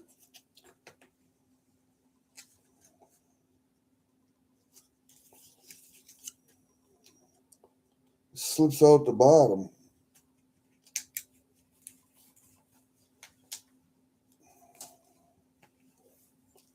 But yeah, now I can concentrate on the older stuff.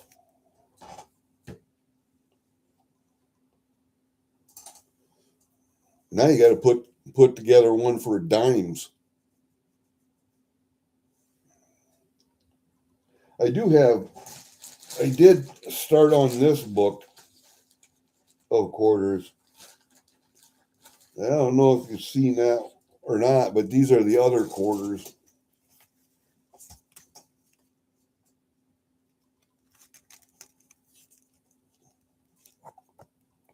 All painted ones and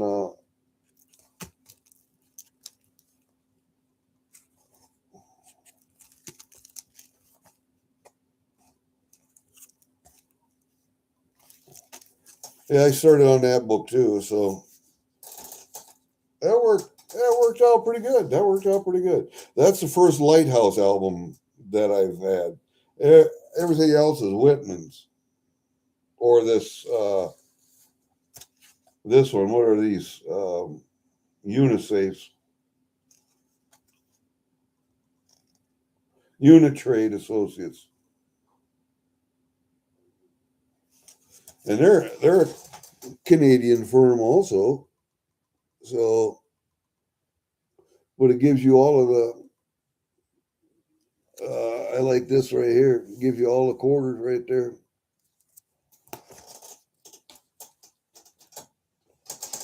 But that's kind of neat.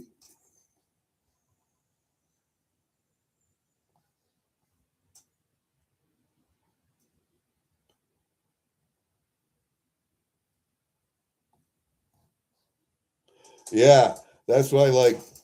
When I got out of the Army the second time in '83, got married, moved to Kansas City, went to college, or I went to a trade school.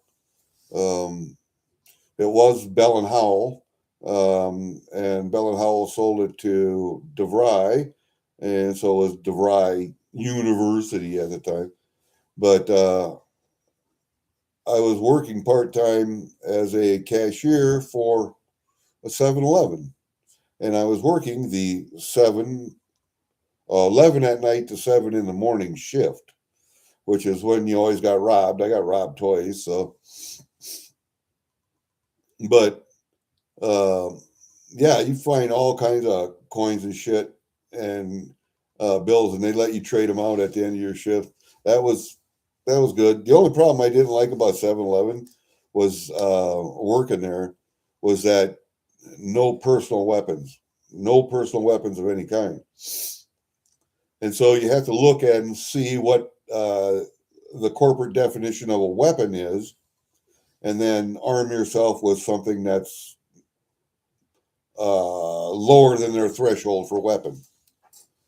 So if you remember back in the day, they used to have a combination of bottle cap opener and a can opener. Remember the old cans where you just did that and you got the little triangle opening on either side of your can?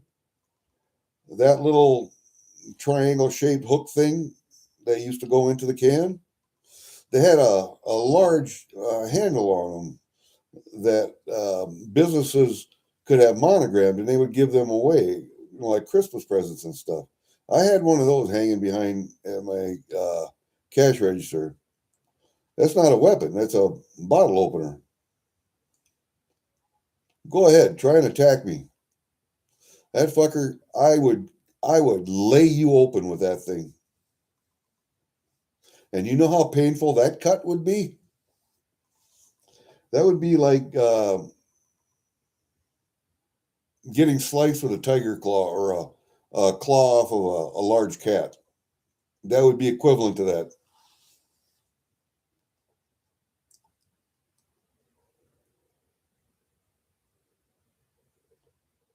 Hey, Scherner, how you doing, buddy? A 1961 Canadian cent. What's up with the 61? Oh, yeah. Bad as a paper cut? No. It's deep and it's wide and it tears. It doesn't cut, it tears. Skin, flesh, fat, it tears. It doesn't cut.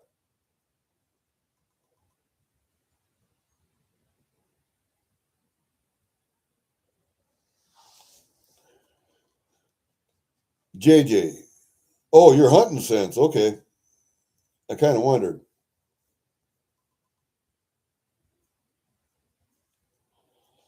Yeah, Jenna, you know what the tearing is. So now just imagine that with no anesthetic, no spinal, no, yeah, whatever.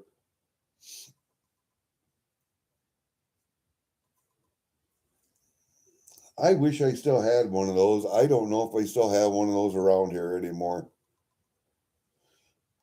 I'm gonna go downstairs and look and see. I thought I had my old Motorola bag phone also.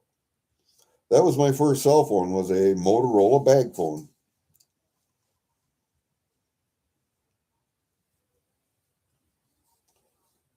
Yeah, yeah.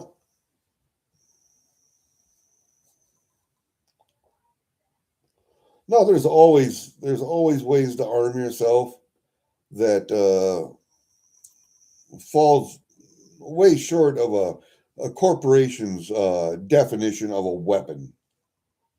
Anything, anything, anything, including this, can be a weapon. I don't know how many people would consider this pen a weapon, but if it was sticking out of your eyeball, you would consider it a weapon. Or up your nose, or in your ear, or in your temple, or in your throat.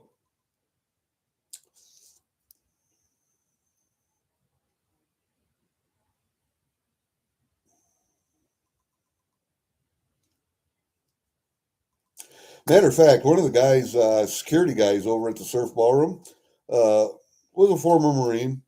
I think he did 3 tours in Iraq, and I got to know him pretty good. He was the head of security over there, and they would do the metal detector going in and stuff. And I mean, they got right down to my little bitty pen knife uh, that they used to let me carry in was on my keys.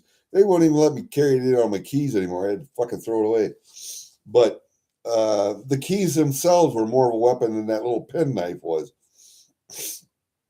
Anyway, so what I did was I took a deer antler, I sharpened it up, sanded it down, stuck it in my shoe, and walked in with it. And then when I got in there, I took it out of my shoe and I gave it to him. And I said, be very, very careful because people with knowledge can make a weapon out of anything, you're not going to prevent all those weapons from getting in. You're just not. So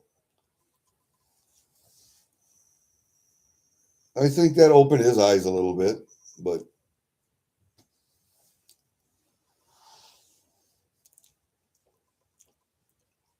I have fiberglass out there. I can make a knife out of fiberglass real quick.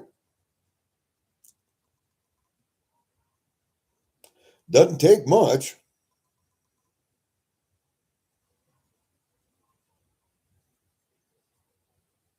Doesn't take much. But like I say, anything can be a weapon. Anything. Even this. You practice, and I know a lot of people don't because their fingernails are too long. Look at my fingernails. Look at my fingernails. They set back from the tips of my fingers. Most people's nails do not. They're even with the tips of their fingers, or they extend past the tips of their fingers. Now, you ladies that have fucking nails that are out to here that look like claws on a fucking dragon, those are some great little weapons too. But I mean, just this finger,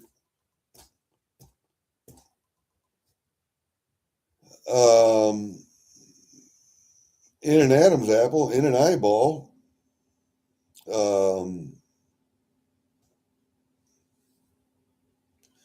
and most people get grabbed by their throat or here, won't think about biting. That should be your first inclination, is to bite. But if you're grabbed under that chin bone right there, in your mouth like that, I'm going to throw you around like you can't believe. A 51D Weedy, all right.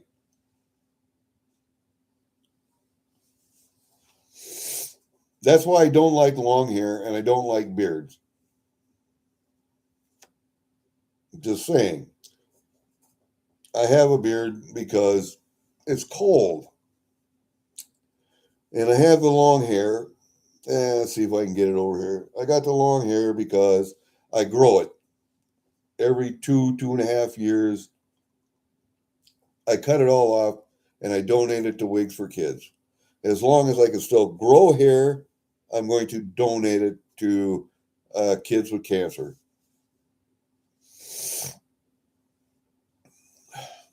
Oh, there was one guy asked me, we were coming back from a concert and we were on a bus.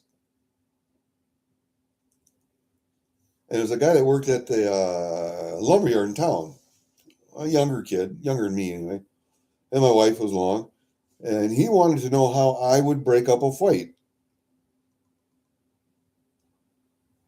And why turn around and walk away? I mean, that's how you want to break up a fight. But if someone's going to get into your face, what are you going to aim at first? I mean, you have the center line of your body from your nuts to your chin, your eyeballs. And the first thing I'm going to do is grab him by the throat. That's the first thing. I said like this. And I grabbed him by the throat and I just a little pressure on the side of his throat right there. And he was out. He was out for roughly 30 seconds. And he came to. He said, "God damn you, Gary." Well, you wanted to know how I would do it, so I was just going to show you. I mean, there's no better teacher. I mean, I could tell you, but that doesn't really, you don't learn anything from that. So, and him and I are still pretty good friends to this day. So he learned anyway.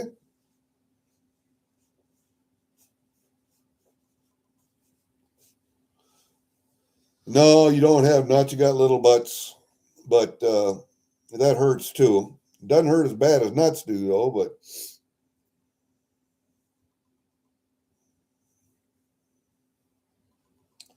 You have a stomach, you have a solar plexus, you have a throat, you have eyes, you got ears. Another good one, and if you really want to damage somebody, is just slap them upside the fucking head like that as hard as you can. That's just an open palm strike. You're going to break their eardrums. No, it ain't fun, but it's not as bad as getting kicked in the nuts, Jenna.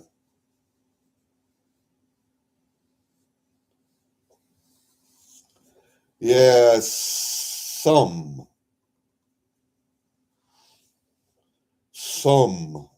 tits, some. You got women that got fucking punching bag for tits. Jesus Christ. You couldn't hurt them if you wanted to. But, I mean, anyway, that's enough of that. I could do a whole course on uh, protection, personal protection. And remember, like Pop says, and Pop, if you guys don't know him, if you look up redonkulous.com, if it's wrong and it's ridiculous, it's redonkulous. Redonkulous, Redonkulus, redonkulus, yeah, redonkulus.com. Or look up Terrence Pop, Terrance, Pop, Popp, Pop, who I served with in the 12th group for a little while. But he's a former Ranger, jumped into Panama, got deployed to Iraq, I believe. Yeah, first Gulf War with civil affairs. Was in the 12th group, was in the 20th group, and then went to MI civil affairs.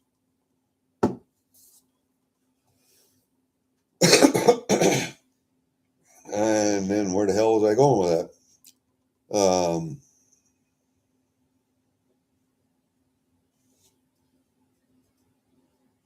Teaching a whole course, whatever.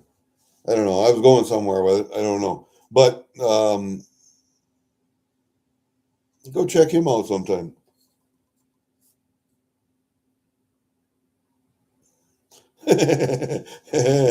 Walter. I'll bet she's been hit there before.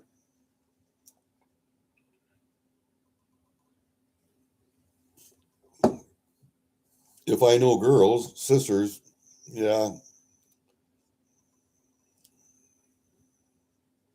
probably got slapped, kicked, punched.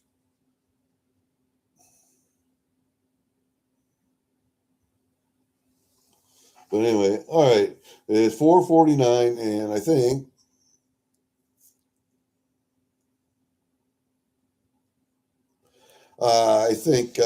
MLZB is coming up. So, and then CoinOp's going to be on after him in about an hour and a half. So I think we're going to have to end this. But yeah, we've been up for 2 hours, so that's probably good enough. Anyway, thank you, Fervid. Thank you very, very much. I appreciate that. I did not expect that to be signature required, though. That took me by surprise. That did. Ah,